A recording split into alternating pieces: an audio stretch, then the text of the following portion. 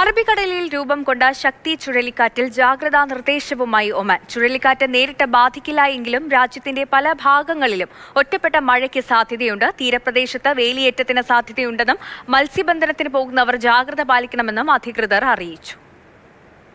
ഒമാനിലെ national multi hazard early warning കേന്ദ്രത്തിൽ നിന്നുമുള്ള ഏറ്റവും പുതിയ ഉപഗ്രഹ ചിത്രങ്ങളും വിശകലനങ്ങളും മുൻനിർത്തിയാണ് ജാഗ്രതാ നിർദ്ദേശം. ഒമാനിലെ റാസൽ ഹദിൽ നിന്നും 400 കിലോമീറ്ററോളം അകലെ അറബിക്കടലിലാണ് നിലവിൽ ശക്തി ചുഴലിക്കാറ്റിന്റെ പ്രഭവ കേന്ദ്രം.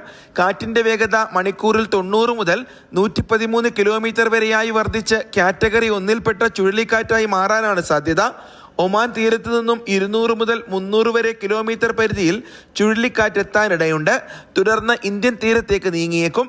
ചുഴലിക്കാറ്റ് നേരിട്ട് ഒമാൻ തീരത്തെത്തില്ലെങ്കിലും ചുഴലിക്കാറ്റിന്റെ പ്രഭാവത്തിൽ രാജ്യത്ത് മഴയും മൂടിക്കെട്ടിയ കാലാവസ്ഥയും പ്രകടമാകും.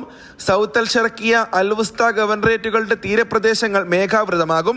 ഈ പ്രദേശങ്ങളിൽ ഒറ്റപ്പെട്ട മഴയ്ക്കും സാധ്യതയുണ്ട്. 2 മുതൽ 3.5 മീറ്റർ വരെ തിരമാലകൾ ഉയരുമെന്നും അറിയിപ്പിൽ പറയുന്നു. സൗത്ത് അൽ ഷർക്കിയ, മസ്കറ്റ്, അൽവുസ്ത ഗവർണറേറ്റുകളുടെ തീരങ്ങളിൽ ശക്തമായ വേലിയേറ്റത്തിനും സാധ്യതയുണ്ട്. സ്ഥിതിഗതികൾ നിരീക്ഷിച്ചു വരികയാണെന്നും നിർദ്ദേശങ്ങൾ പൊതുജനങ്ങൾ കൃത്യമായി പാലിക്കണമെന്നും national multi hazard early warning centre വ്യക്തമാക്കി. Mathrubhumi news, Muscat.